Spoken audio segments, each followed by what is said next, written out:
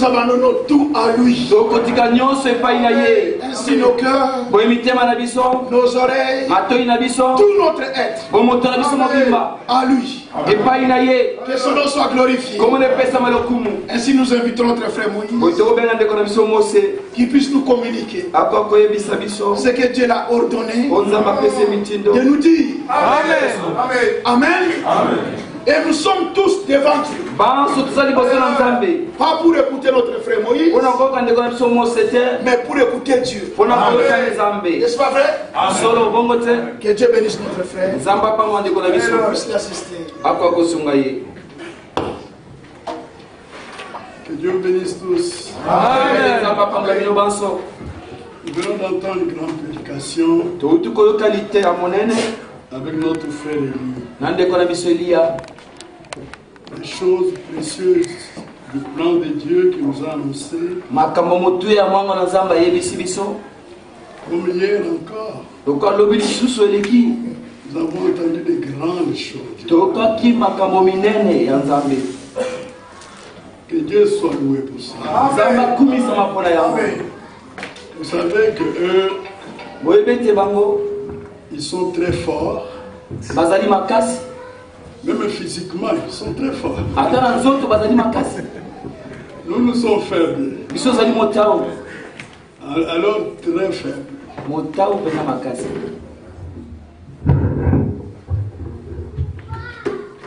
Mais c'est ce que Dieu leur a donné.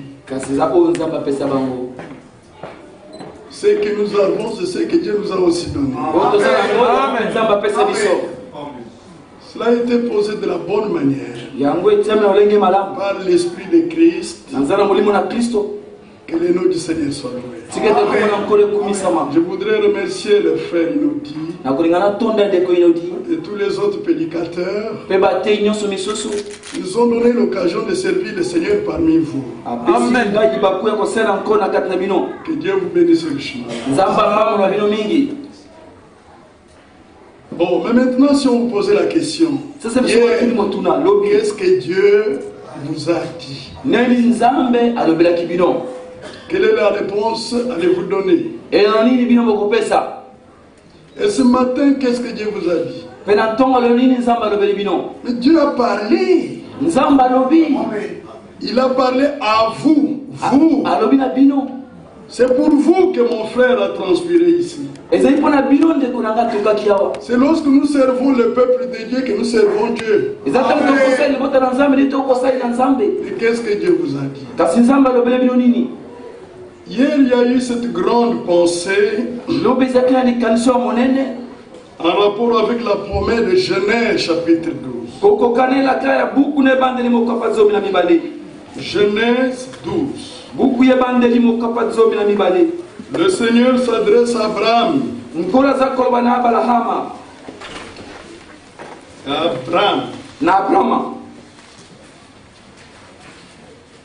L'Éternel dit à Abraham, premier verset, va-t'en de ton pays, de ta patrie, de la maison de ton père, dans le pays que je te montrerai. Yahweh alobi na Abraham, kita longombo karayo. Je ferai de toi une grande nation, je te bénirai. Je rendrai ton nom grand. Et tu seras une source de bénédiction. Je bénirai ceux qui te béniront. Et je maudirai ceux qui te maudiront. Toutes les familles de la terre seront bénies en toi. Dans notre version de la Bible, les familles là se rendues par race. Les races de la terre seront bénies en toi. Voilà la promesse du salut. La bénédiction du salut qui a été donné à Abraham. Mais ce qui est merveilleux ici, alors que Dieu ne s'est révélé qu'à Abraham, nous des nations, nous avons déjà été inclus ici. Le temps devait venir où nous, des nations, nous devrions aussi prendre part à cette bénédiction. Voilà pourquoi Paul, il a pris dans Romains 15. Je lis directement au verset 9. Tandis que les païens glorifient Dieu à cause de sa miséricorde. C'est nous qui est écrit. C'est pourquoi je te louerai parmi les nations. Et je chanterai à la gloire de ton nom. Il est dit encore. Nation, réjouissez-vous avec son peuple. Et encore, louez le Seigneur.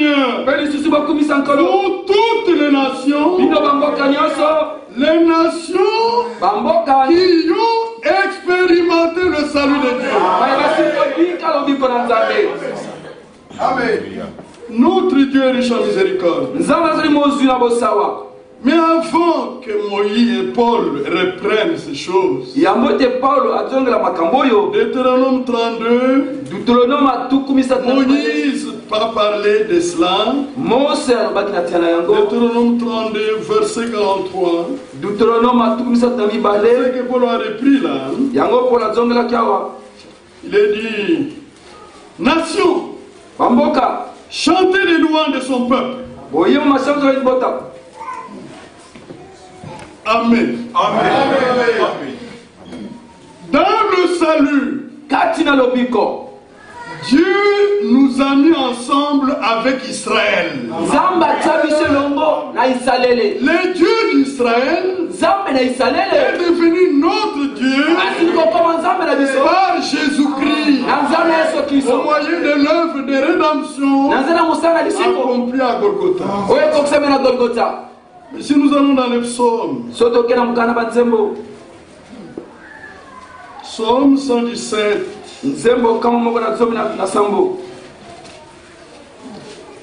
ce plan est encore annoncé. Il n'y a que 2 versets là-bas.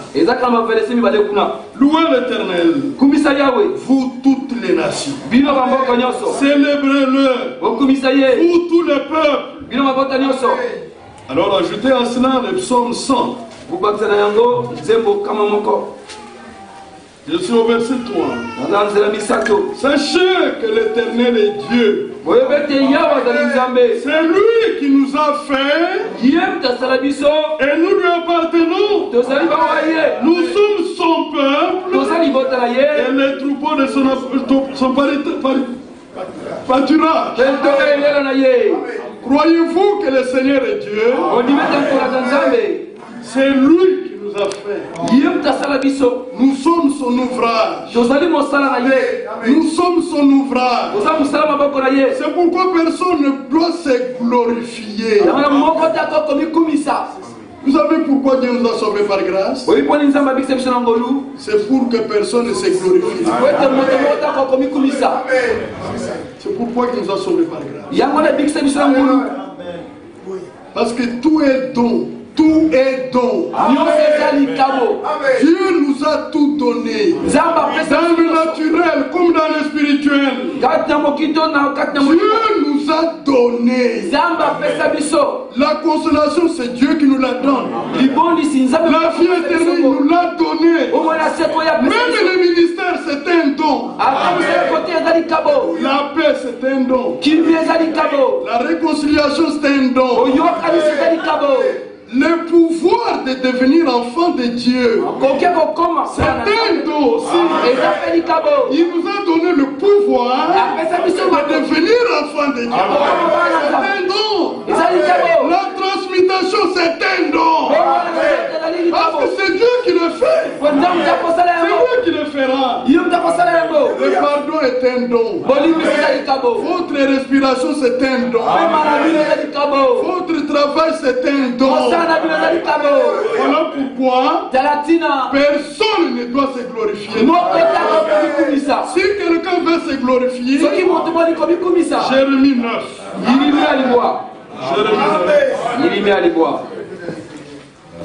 Alléluia. Verset 23. Ainsi parle le Seigneur, que le sage ne se glorifie pas de sa sagesse, que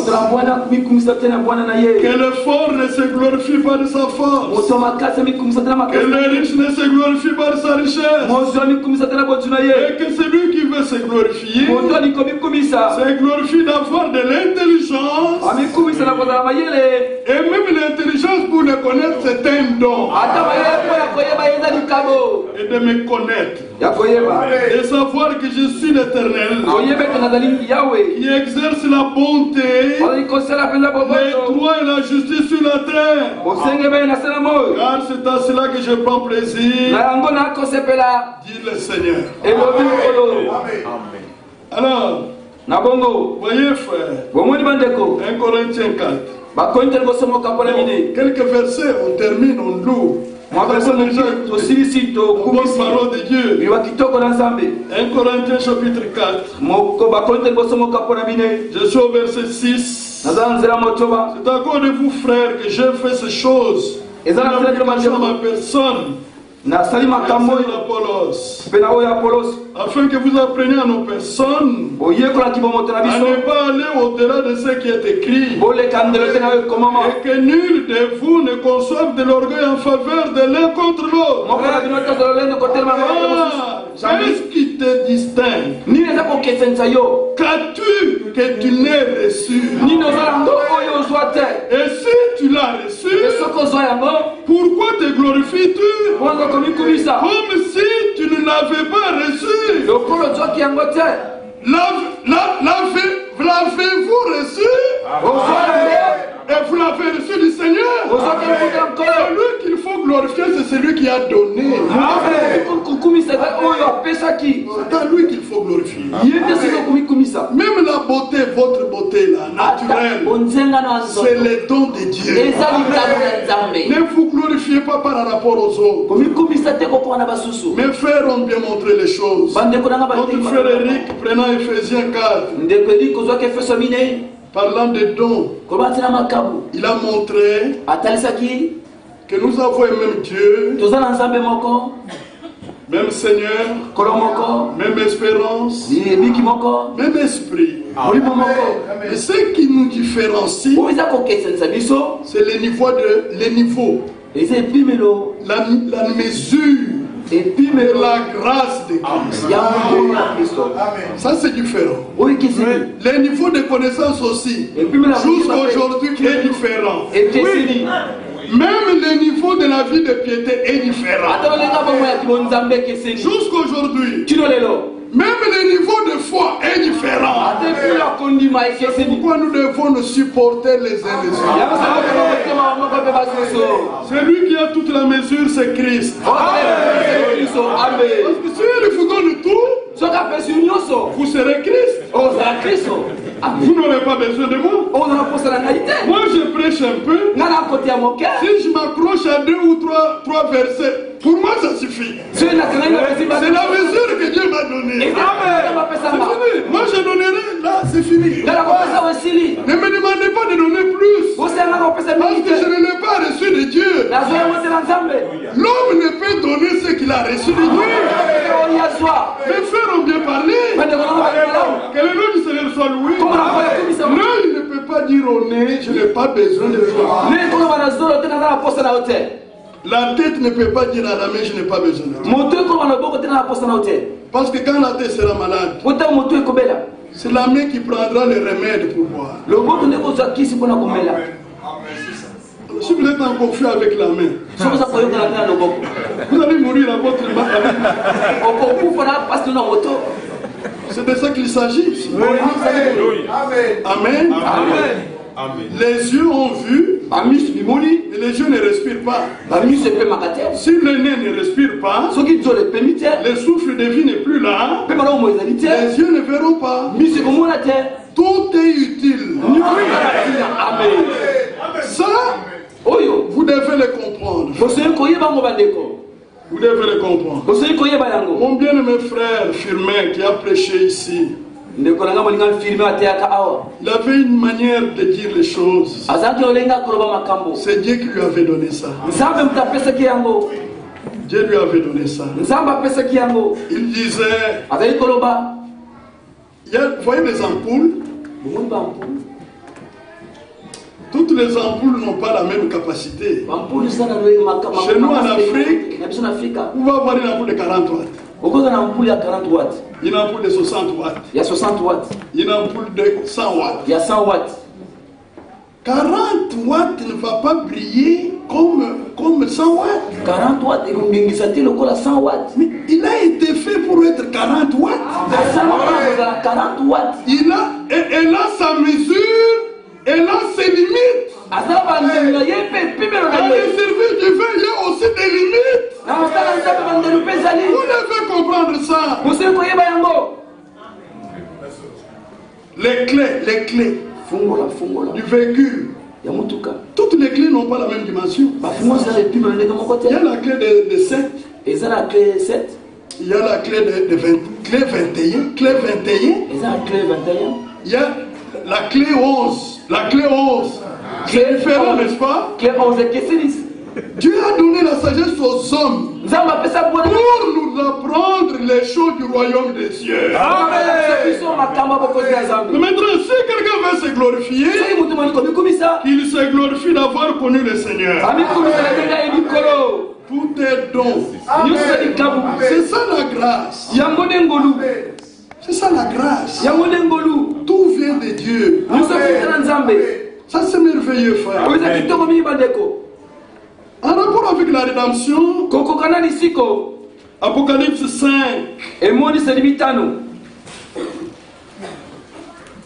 Au verset 2. Et j'ai vu un ange puissant qui criait d'une voix forte. Qui est digne d'ouvrir les livres, d'en rompre les sceaux. Personne dans le ciel, ni sur la terre, ni sous la terre, ne pu ouvrir les livres, ni les regarder. Et je pleurais beaucoup de ce que personne ne fut trouvé digne d'ouvrir les livres, ni de les regarder. Jean était dans la douleur. Parce que l'appel était adressé aux parents rédempteurs. Il n'y avait personne. Personne qui pouvait se présenter. Remarquez ici. Personne dans le ciel. Personne sur la terre. Personne sous la terre. Il n'y a eu personne. Et pourtant au ciel il y a des êtres. Il y a des chérubins qui sont des gardiens du trône de Dieu. Il y a des séraphins qui chantent à la gloire du Seigneur. Il y a des anges qui sont envoyés pour accomplir un service en faveur de ceux qui doivent vériter. Salut. Mais ici, le Rédempteur devait remplir deux grandes conditions. Il devait être proche parent de l'homme. C'est-à-dire un homme de chair et de sang. Pourquoi un homme de chair et de sang? Parce que l'homme a péché dans un corps de chair et de sang. Le Rédempteur devait venir dans un corps de chair et de sang. Ça c'est la première condition. Ça doit être un homme. Alors dans le ciel, il n'y en a pas eu. Sur la terre, sur la terre, il y a des hommes. Adam était un homme. Abraham était un homme. Branham était un homme. Eric était un homme. Moïse était un homme. Élie était un homme. N'est-ce pas? Esaïe était un homme. Ils avaient un corps de chair et de sang. Alors vient une deuxième condition. Cet homme de chair et de sang ne devrait pas faire partie de la race déchue. Alléluia. Ah, là, Branham faisait partie de cette race déchue. Parce qu'il était né par le sexe. Étant né par le sexe, on est né pécheur. Nous avons été conçus dans l'iniquité. Nous avons été nés dans le péché. Et sur ce point-là, Branham ne pouvait pas répondre. Adam ne pouvait pas répondre. Abraham ne pouvait pas répondre. Franck ne pouvait pas répondre. Inodi ne pouvait pas répondre. Sur la terre. Sous la terre. Il n'y a personne. Est-ce que vous comprenez? Amen. Mais quand l'homme s'est vendu à Satan, quel était son proche parent? Il n'avait pas de cousins, il n'avait pas d'oncle, de grands frères ou de petits frères. Adam avait quel frère? Adam.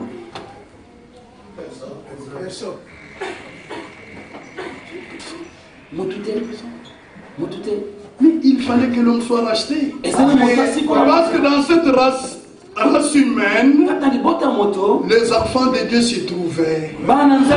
Il fallait que le prix soit payé. Et qu'est-ce que Dieu a fait? Dieu lui-même est devenu dans un corps de sang et de chair pour être notre rédempteur. C'est pourquoi il est écrit, toujours il est écrit. Dans le livre d'Hébreux, au chapitre 2,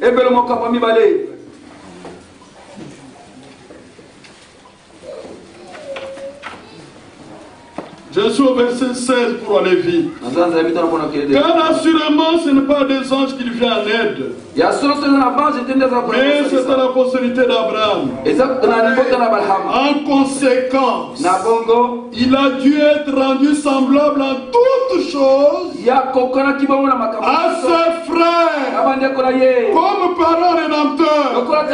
En Jésus-Christ, Dieu est devenu notre frère. Il est devenu notre parent rédempteur. Lui a rempli toutes les conditions. Il était un homme de chair et de sang. Il n'a pas appartenu à cette création déchue. Il était le résultat de la proclamation de la parole de la promesse. Marie a reçu cette parole dans la foi. Et la parole a été faite chair. Elle a habité parmi nous, pleine de grâce et de vérité. C'est comme ça que le Rédempteur est venu. Alors, si le Rédempteur est venu de cette façon-là, le racheté devrait aussi venir de la même manière. Parce que vous devez naître de lui. Mais la question est la suivante: comment naître de nouveau? C'était la question de Nicodème. Comment cela peut-il se faire? Voudrait-il rentrer dans le sein de ma mère et naître encore? Non. Nicodème. Il ne s'agit pas de ça. Jean 3. Alléluia.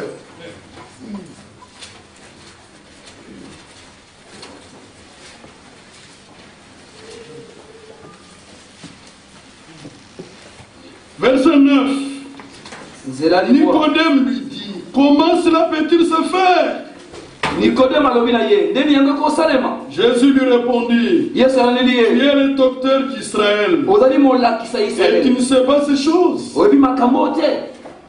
Il était Un conducteur spirituel. Nous l'avons entendu hier avec les frères. Ce sont les conducteurs spirituels qui empêchent au peuple d'aller vers Dieu. Ils portent une grande responsabilité. Le week-end passé, le frère Franck a fait une déclaration forte. Il a dit que les serviteurs de Dieu, parlant des ministres de la parole, doivent unir le peuple de Dieu. C'est très fort. Parce que nous sommes dans le temps de rassemblement. Nous sommes dans le temps de préparation. Nous sommes dans le temps de purification. Nous sommes dans le temps d'appel à sortir. C'est ce temps-là.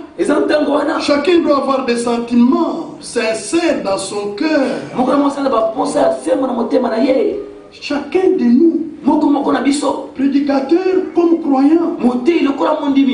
Car vous êtes des dieux. Et nous aussi nous sommes des dieux. Alléluia. Les conducteurs. Il était docteur, mais il ne comprenait pas ce que les saints disaient. Maintenant, je suis au verset 12. Si vous ne croyez pas, quand je vous ai parlé des choses terrestres, comment croirez-vous quand je vous parlais des choses célestes? Personne n'est monté au ciel, si ce n'est celui qui est descendu du ciel, le Fils de l'homme qui est dans le ciel. C'est déjà la réponse. C'est le début de la réponse. Comment naître de nouveau? Vous devez connaître qui est le Fils. Il faut le connaître. Car Dieu est en Christ et réconcilie le monde avec lui-même. C'est lui qui est descendu. C'est le même qui est monté. C'est lui, c'est le même. Il n'a pas commencé par monter. Il a commencé par descendre.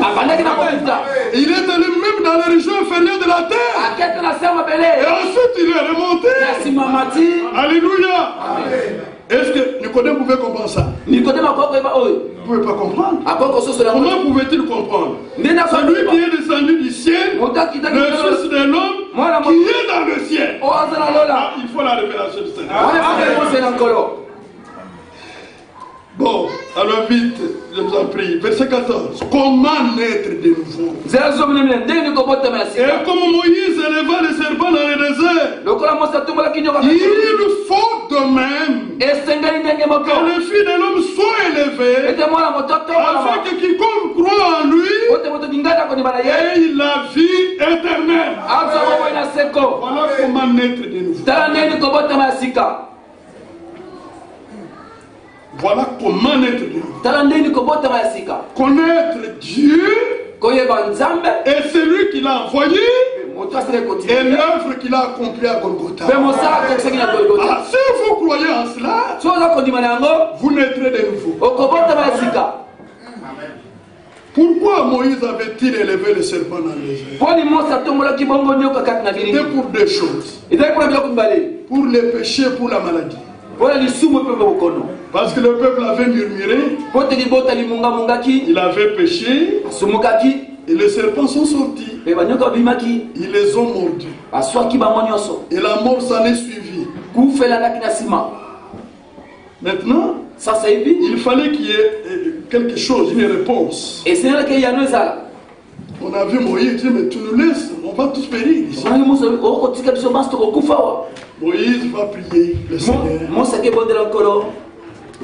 Le Seigneur dit, le peuple a demandé qu'on enlève les serpents qui mordaient. Quand Dieu répond, non, laisse les serpents en place. Vous élevez un autre serpent. Alors écoutez la bonne nouvelle. Si quelqu'un est mordu par le serpent, qu'il le regarde au Seigneur.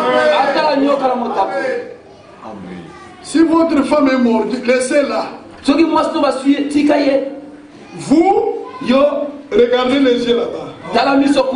Car le salut est individuel. Si c'est votre enfant, ne regardez pas l'enfant. Ne regardez pas la morsure du serpent. Regardez au serpent. C'est lui qui regardait au serpent de reins conserver la vie. Le serpent de reins qui purifiait le péché jugé. Christ est devenu péché pour nous, afin que nous devenions en lui justice de Dieu. C'est ça. Alors, je suis mordu. Personne ne devrait regarder.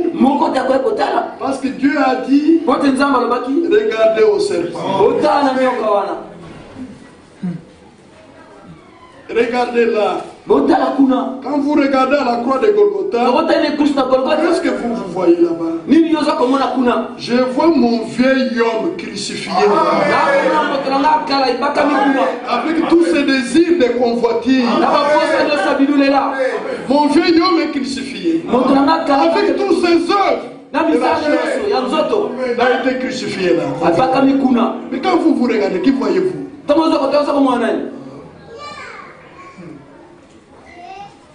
Moi je vois là le péché qui a été jugé. Romains chapitre 8. Le péché a été condamné là. Romains 8 verset 3. Car chose impossible à la loi, parce que la chair la rendait sans force. Dieu a condamné le péché dans la chair en envoyant à cause du péché son propre fils dans une chair semblable à celle du péché. Et cela a fait que la justice de la loi soit accomplie en nous qui marchons non selon la chair mais selon l'esprit. Alors il y a une précision. Ici, prenez le premier verset. Il n'y a donc maintenant aucune condamnation pour ceux qui sont en Jésus-Christ. Cette parole est une réalité pour ceux qui marchent selon l'esprit. Ça c'est très important. Pas pour tous. Pour ceux qui marchent selon l'esprit. Mais le péché a été condamné dans la chair de Jésus. Quand moi je regarde à Golgotha, je vois les péchés condamnés. Ceux que Dieu a condamnés, les racheter les condamne aussi. Ceux que Dieu approuve, les enfants de Dieu approuvent aussi. Malheur à celui qui appelle mal bien. Oui, malheur à celui qui appelle mal bien, bien mal. Le mal ne deviendra jamais bien. Et le bien ne deviendra jamais mal. Dieu ne deviendra jamais Satan. Satan ne deviendra jamais Dieu. Est-ce que c'est clair? Et les enfants de Dieu doivent avoir le discernement des choses les meilleures. Oh, c'est merveilleux. Alors, si vous regardez à Golgotha, vous voyez que votre vieil homme a été crucifié.